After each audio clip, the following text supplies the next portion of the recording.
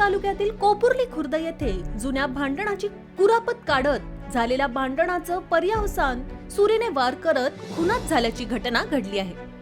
खून करण्यात आलेल्याचं नाव भारत धनराज गवळी, वय वर्ष 28 असं असून आरोपी मधुकर गंगाराम भुसारे व त्यांची पत्नी मंगलाबाई मधुकर भुसारे हे दोघेही कोपुर्ली खुर्द पेठ तालुक्यातील कोपुर्णे येथील रहिवासी आहेत।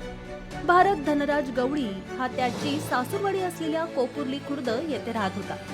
कोपुर्ली खुर्द येथील मारुती मंदिराजवळ भारत गवळी व मधुकर भुसारे यांच्यात शाब्दिक वादावादी होऊन भारत गवळी यास मधुकरची पत्नी मंगलाबाई हिने पाठीमागून धरून ठेवलं, तर मधुकर भुसारे यांनी त्यांच्या हातात असलेल्या सुरीनं भारत यांच्या खांद्यावर व मानेवर वार करून गंभीर जखमी करून ठार मारलं।